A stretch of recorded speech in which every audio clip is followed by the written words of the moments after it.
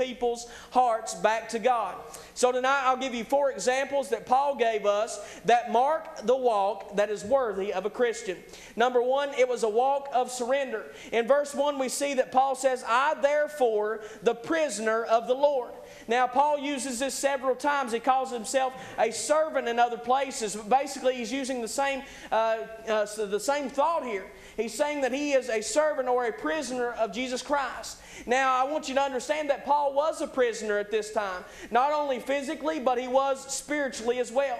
Physically, Paul was either in Caesarea or he was in Rome during this time. He was in prison. He was in prison, and he was literally a prisoner. So he sent this letter out from prison. But also, Paul was called and a chosen vessel by God. Remember when Ananias went and got Paul and called him a chosen vessel? God chose him to send the message of the gospel to the Gentiles. So Paul was not only bound by a prison cell, but Paul was bound by a calling towards God. And in that calling, I believe it was more powerful than the prison cell.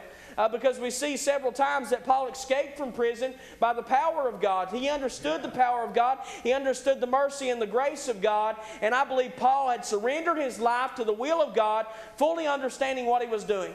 I want you to know that a Christian walk can't begin unless there's a surrender. A Christian walk can only not begin without a surrender. It can't begin without a new life in Jesus Christ. You can read this book from cover to cover, and you can know all the truths that are in it. But I don't believe you can truly live it until He lives inside of you. You can act like you know it, and you can play the part, but you cannot fool the only one that matters, and that's God. And one day the hearts of man will be found out. I tried to figure out who said this earlier, but I'm just going to use it as Jonathan Edwards' quote. If it's wrong, I apologize. But he preached this sermon several times, and he preached it over and over again. And the sermon was, you must be born again. And he preached it, and he preached it, and he preached it. And one day an older lady came up to him and said, I've heard you preach that message 5 times now. She said, I want to know why you preach about you must be born again so many times. His answer was, because you must be born again. You know, that's the only answer to the questions that the world has. Until there is a conversion of the heart of man, we cannot be what God desires for us to be. And I believe that we got so many people in our churches today that have never went through that step of having a life change, of having a heart change, of having a new walk in Jesus Christ. They can play the part, they sit in the pews, they hold the letter to the church, they've been baptized, their name's on every plaque that's ever been made, but they don't know Jesus Christ in a free pardon of sin. And you know what that means? That means they're going to hell. Because no letter, no baptism, no plaque, no name, no title, no preacher can make you go to heaven. Only that real relationship with Jesus Christ.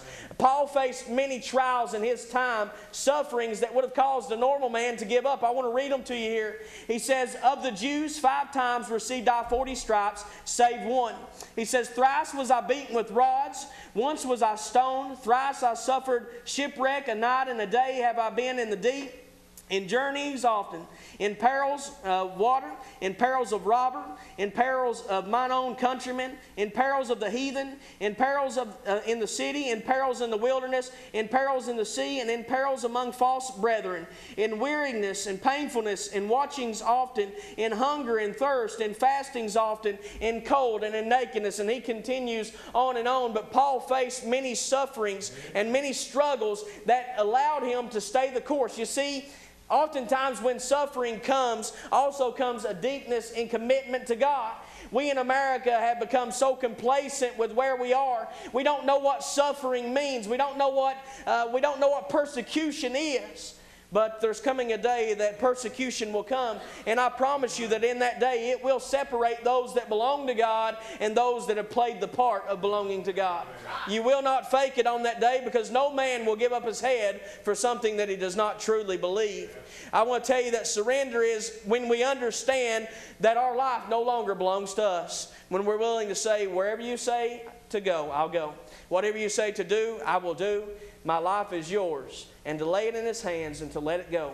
Because faith is not faith if we give something to God and then take it back. Faith is something that we give to God and we let go of, and we trust Him to do whatever He will with it. That is salvation, and that's how salvation works. Paul was willing to stay a prisoner simply because he was a prisoner to the only one that mattered. He was a prisoner to the Most High God. I'm a prisoner to the work of God. There have been many times that I've wanted to quit, many times that I've tried to quit, but I tell you that when God has called you, God will continue to work in you, and God won't let you go.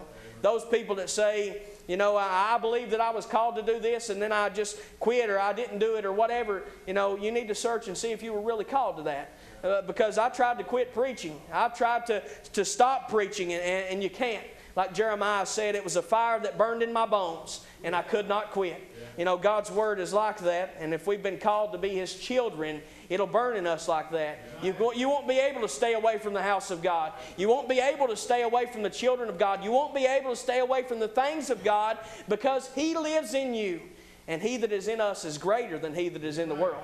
And that should come out of us. Number 2, it's not only a walk of surrender, but it's a walk of love. In verse 2, Paul says, with all lowliness and meekness, with long suffering, forbearing one another in love. Now he says, not only do you need to be a prisoner of God and to walk worthy of that vocation where you've been called, but you need to have a lowness and a meekness, and that means to be humble in the calling that you've been called.